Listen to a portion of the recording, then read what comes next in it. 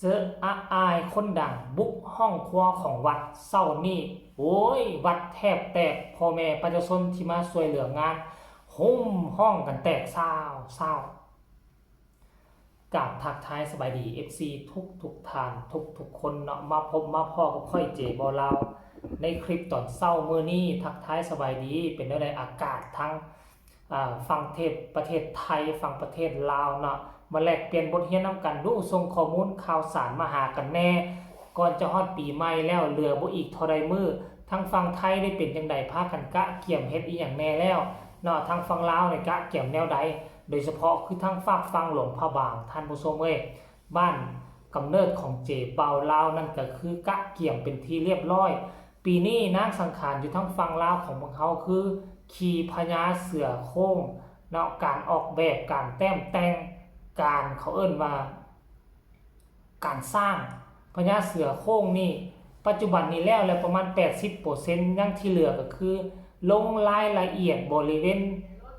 คนบริเวณอีหยังต่างๆท่านผู้ชมเพื่อเพิ่มความสวยงามเนาะวันที่14นี่เขาก็จะได้เห็นอย่างชัดเจนและบ้านเฮาปีนี้วันที่13เริ่มอยู่ทางฝั่งลาวเริ่ม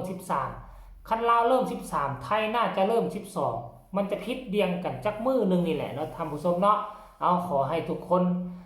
มีความสุขก่อนชอดปีใหม่และก็ได้เนาะกลับคืนเข้าสู่หัวข้อหลักของพวกเฮาเป็นอย่างจังว่าห้องครัววัดแทบแตกน้องอาอายมานอนเป็นคืนที่2แล้วท่านผู้ชมเมื่อวานนี่ก็ม่วนกุ๊บไฟบ่มาอยู่ทั้งวัดฮ้อนๆฮ้นๆพากันไปโดดน้ำตุ้มตา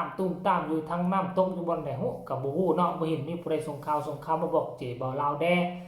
เช้ามื้อนี้เฮาตื่นมาก็ด้วยความอิดความเมื่อยเจบ่ลาวก็ตื่นมางวงเงียจับโทรศัพท์เคลียร์ไปเคลียร์มาไปเห็นเนาะผู้ใช้ Facebook ท่านหนึ่งเอาคลิปของน้องอาอายมาลงซึ่งเพิ่นก็เป็นสมาชิกผู้หนึ่ง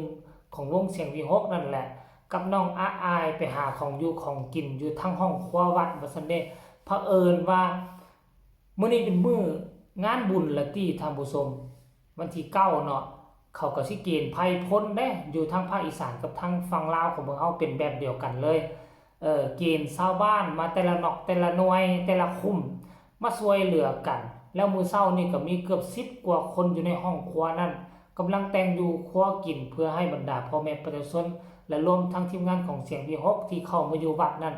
ได้กินเนาะท่านผู้ชมพอแต่น้องอาอายใส่ชุดสีแดงเข้ามาเฮ็ดจังได๋ป้า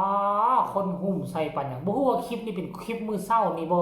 หรือคลิปของเช้ามื้อวานนี่เห็นน้องอาอายใส่ชุดสีแดงเด้ท่านผู้ชมคือกับชุดน้องไปโดดน้ำลิ้นนั่นแหละแต่ว่าเขาเอาลงจังได๋หรือว่าเจบ่เล่าหากะฮู้หากะเห็นบ่หากะพบคลิปนั้นเนาะถึงว่ามันจะเป็นคลิปมื้อวานนี่หรือคลิปมื้อนี้ก็ยากท่านผู้ชมโอ้สนุกสนานพรานไส้เห็นแล้วก็อิ่มอกอิ่มใจพ่อแม่ให้ความสนอกสนใจบ่คิดบ่ฝันว่าเขาจะฮู้จักน้องอาอายคันถึงเสียงวีฮกคันไผบ่ฮู้จักนกพงศกรบ่ฮู้จักน้องอาอายก็ซ้ำว่าบ่ฮู้จักวงหมอลำเสียงวีฮกเท่านั้นแล้วเนาะท่านผู้ชมเนาะมันเป็นลักษณะแบบนี้ได้ป๊าถูกแล้ว FC มีแต่รุ่น6-70สันตัวตามที่เจเปาลาวเบิ่งสีหน้าค่าตาของแต่ละคนเป็นแม่ย่าเป็นแม่ใหญ่เมิ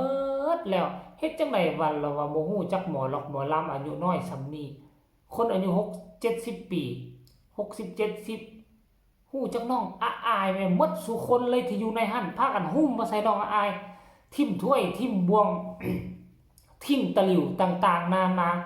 หุ้มพากันมาจับมือถือแขนน้องอาอายเนาะขออนุญาตเจ้าของคลิปเด้อให้พวกเจ้าเบิ่งคลิปนี้สักก่อนแล้วจึงมาพ้อกันในช่วงต่อไป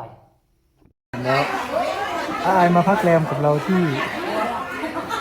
วัดนะครับตื่นแล้วก็มากินข้าวที่ครัวนะครับแม่ก็เห็นแม่ก็ปี้นะครับขอถ่ายรูปด้วยนะครับใส่อาอายใส่อาอายใส่นี่นะครับน้องอาอายคนดังของเรา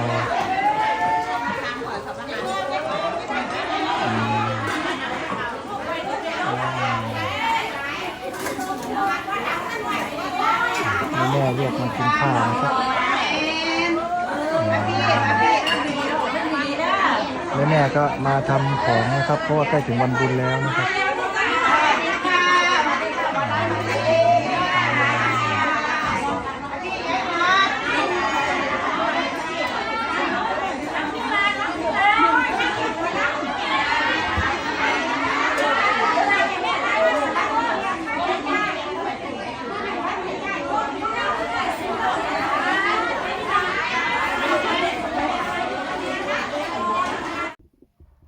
นี่แหละคือความฮักความแพง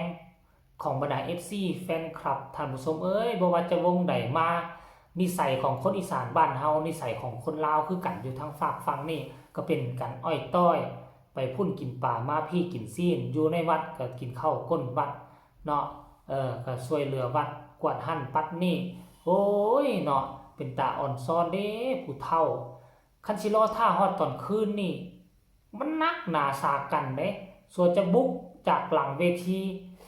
จากหลังสนามไปหาหน้าเวทีแล้วไปจับมือถือแข่งกับน้องอายเพราะฉะนั้นแหละนี่คือความโชคดีของพ่อแม่ FC ผู้ที่มาช่วยวัดสวยวาแต่งอยู่คว้ากินผู้ที่บ่ทันมาเนาะนั่นก็คือเขาเอิ้นว่าตกข่าวตกยุคไปละพวกเจ้าบ่มีบุญละอันนี้มาเจอน้องอายเป็นโตเป็นแล้วนี่หากระตื่นนอนอีกแล้วก็มีเวลาจับมือถือแขนอยากจับอยากเนียงอยากบ่ายอยากคั่นน้องอายก็ได้ตามสบายน้องอายออกจากห้องครัวแล้วพวกเจ้าก็สามารถนำไปหาน้องอายมองนางกินข้าวผมไปนั่งเฝ้าก็ยังได้เห็นบ่ล่ะมีเวลาให้พวกเจ้าฮีบมาเด้อเอาโอกาสนี้มาช่วยเหลือวัดช่วยเหลือวาแล้วก็มาถ่ายรูปถ่ายหอยจากน้องอายถ้าบ่ซั่นน้องอายแต่งตัวใส่ชุดเพชรเมื่อใดพวกเจ้าจะเข้าใกล้น้องอายยากที่สุดใดพวกเจ้าต้องไปแย่งพื้นที่กับผู้อื่นใดผู้อื่นก็จะบุกไปหาน้องอายพวกเจ้าก็จะบืนไปหาน้องอายเจตนาอันเดียวกันแต่ว่าบัดนี้เส้นทางมันแคบพวกเจ้านี่ยากเมื่อยห้อนเหงื่อแตกเหงื่อยังถ้าพวกเจ้ามาตอนเว้นมาวัดนี่มาตอนเว้นนี่ซื้อข้าวซื้อของซื้อขนมของต้อนมาฝากน้องอายตอนสวยนี่นะพอให้น้องได้คลายห้อนพวกเจ้าก็จะได้ถ่ายรูปจับมือถือแขนเผลอๆจะได้นั่งจะได้นอนลิ้นน้ำน้องอายในตอนสวยของมื้อนี้เลยเนาะอันนี้ก็คือการเคลื่อนไหวเนาะของน้องอายโดย